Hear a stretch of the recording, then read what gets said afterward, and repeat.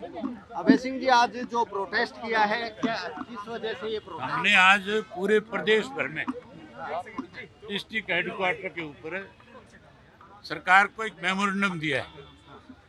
पानी की निकासी का, किसान की फसल का, जो जमीन जिसमें पानी खड़ा उसके मुआवजे का, और उसके साथ साथ एमएसपी पे जो आज खरीद नहीं हो रही, ना धान की हो रही और ना ही बाजरे की हो रही, इसके लिए आज हमने एक मेमोरेंडम दिया है कि तुरंत मुआवजा दिया जाए, तुरंत पानी निकाला जाए और जो सस्ते में फसल बिकी है उसकी भरपाई की जाए। हमने अल्टीमेटम और दिया है एक बार कि आपको फिर हफ्ते का टाइम देते हैं।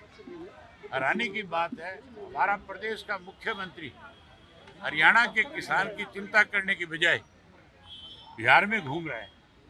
उसको बिहार की चिंता है, हरियाणा की चिंता नहीं है। आज ये लोग हजारों की संख्या में इसीलिए इकट्ठा होकर के आए हैं और आगाह करने के लिए आए हैं कि आप अपनी जिम्मेदारी को निभाओ, नहीं निभाओगे तो हमें मजबूर होकर के सड़कों पे उतरना पड़ेगा और सड़कों पे उतर करके किसान के साथ जब तक न्याय नहीं होगा हम उनकी लड़ाई को लड़ने का सरकार काम। तो पीठ थपथपा रही है, हमने 15,000 रुपए प्रति एकड़ मुआवजा दे दिया है। कहाँ दे दिया, किसको दे दिया? कहने में और करने में बहुत फर्क होता है। 15,000 में होता भी 15,000 से ना तो किसान के खेत से पानी निकल सकता, ना उसकी अगली फसल की बिजाई हो सकती है। आजकल 50,000 रुपया कम से कम पर एकड़ का खर्चा है।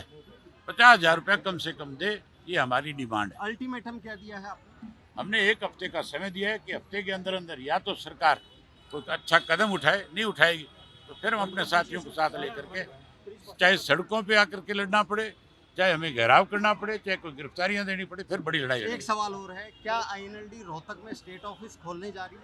नहीं, हमारा स्टेट ऑफिस चंडीगढ़ में है और वहीं से ही हमारा स्टेट ऑफिस काम कर रहा है। यहाँ पे हमारा पार्टी का दफ्तर है, जो जिले का दफ्तर है। हम जिले की जितनी भी एक्टिविटी है हम अपने यहीं के दफ्तर से चलाएं। बिहार चुनाव के क्या नतीजे देखते हैं आप? बिहार के तो भी बिहार की जनता तय करेगी, लेकिन हालात ऐसे है कि भाजपा वहाँ से जाएगी, सत्ता में नहीं आएगी। संपत सिंह, अब ये बात तो चौधरी संपत सिंह बता सकते हैं।